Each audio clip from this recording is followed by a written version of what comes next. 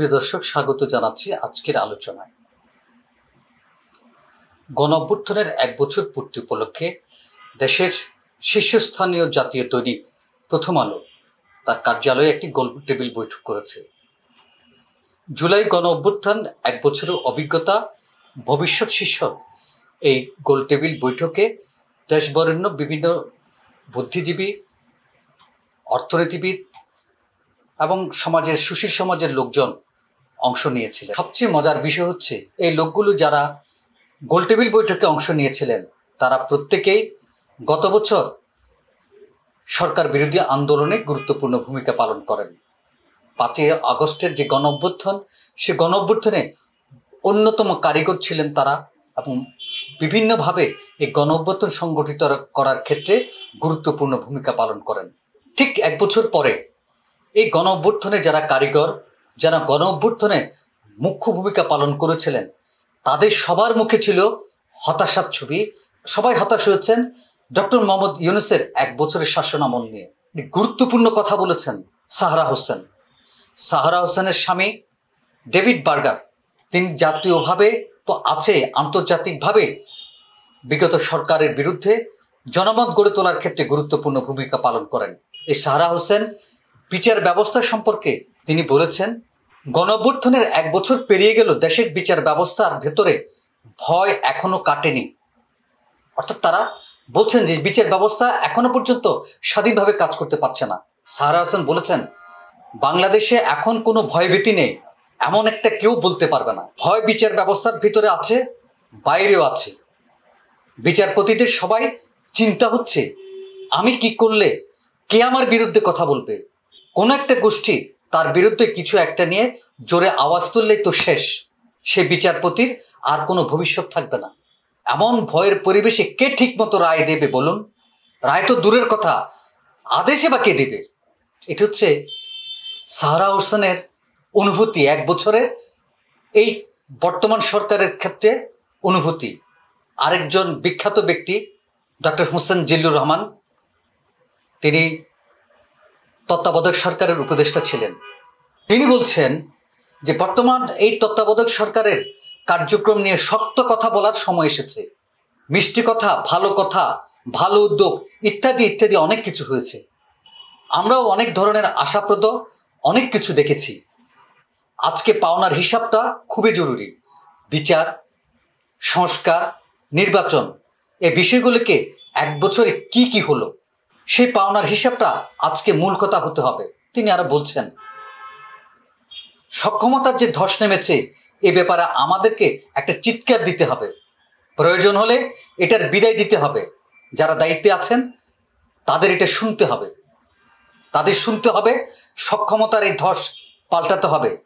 মানুষকে গণনার বাইরে নিয়ে যাওয়া যাবে না। কাগজ প্রক্রিয়ায় আমাদের মেধা ও মনোযোগ আটকে রেখে জাতীয় ঐক্যকে পশ্চাতে ফেলে দেওয়া যাবে না।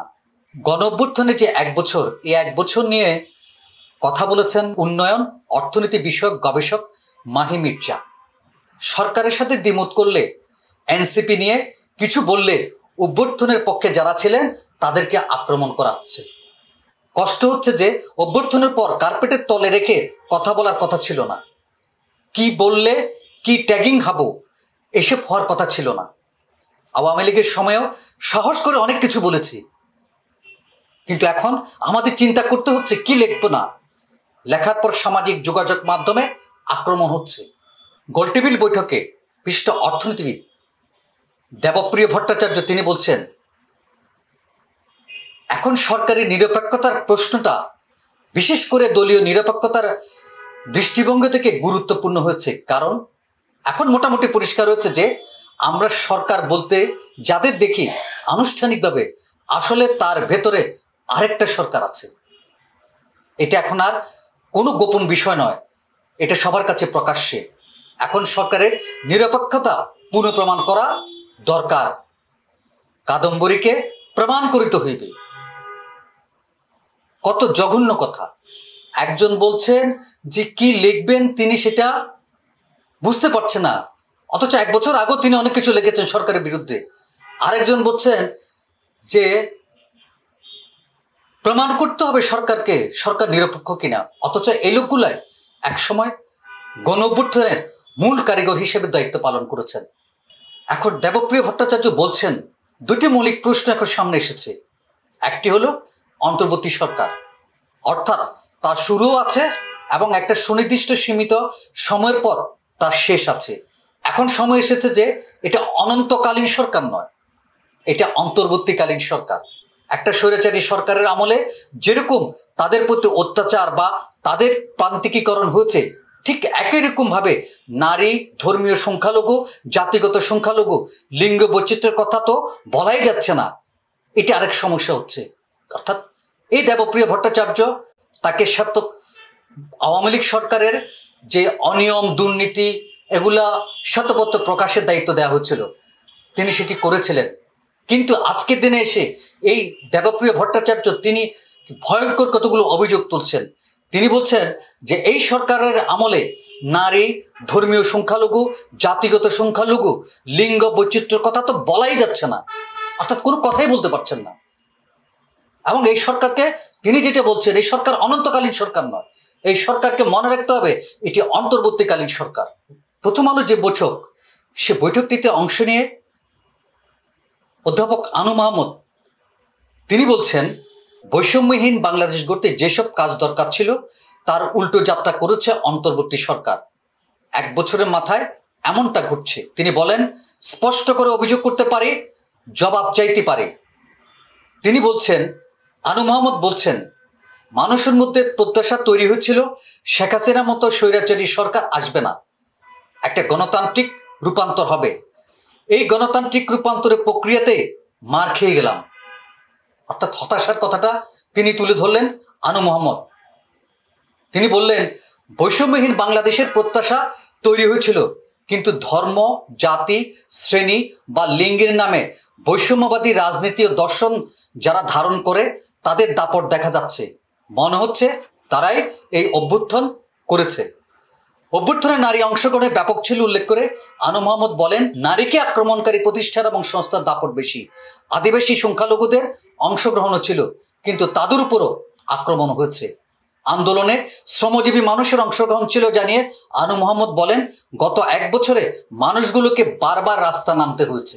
দৈনিক প্রথম আলো শেখ হাসিনার বিরুদ্ধে যে আন্দোলনের মূল যে বার্তা, মূল যে কাজগুলো গণমানুষের কাছে পৌঁছে দেওয়া, সে কাজ করার ক্ষেত্রে একটি গুরুত্বপূর্ণ দায়িত্ব পালন করেছিলেন। শেখ হাসিনার সময়ে প্রথম আলোকে নিয়ে নানান বিদ্রুপ করতে দেখা গেছে, কিন্তু মাত্র 1 বছরের মাথায় তার প্রথম আলোর গোলটেবিল বৈঠকে সরকারের বিরুদ্ধে যে অসন্তোষের কথা তুলে ধরা হচ্ছে, এটি অবশ্যই বিবেচনা নেওয়া প্রয়োজন। সাধারণ মানুষও এই প্রথম আলোর যে গোলটেবিল বৈঠকে বক্তারা যেসব কথা বলেছেন সেগুলোর সাথে দ্বিমত পোষণ করছেন না, বরং সেগুলোকে সাধুবাদ জানাচ্ছেন। এখন সবাইকে একই কথা, যে সময় এসেছে হিসেব নেওয়ার। কারণ এই অনন্তকাল ধরে এই সরকার চলতে পারে না, অনন্তকাল ধরে এই বাংলাদেশ গণতন্ত্রহীন থাকতে পারে না। বাংলাদেশে একটি নির্বাচিত সরকার হবে, সে নির্বাচিত সরকার জনগণের কাছে দায়বদ্ধতা থাকবে। জনগণের তাদের অধিকার বাস্তবায়নের ক্ষেত্রে ওই নির্বাচিত সরকার গুরুত্বপূর্ণ ভূমিকা রাখবে। কিন্তু বাস্তবিক পক্ষে গত 1 বছরে এই সরকার সে প্রক্রিয়া অংশগ্রহণ করছে কিনা সেটি আলোচনার দাবি রাখে। আজ এ পর্যন্ত, আগামীকাল কথা হবে অন্য কোনো বিষয় নিয়ে। সে পর্যন্ত ভালো থাকুন, সুস্থ থাকুন।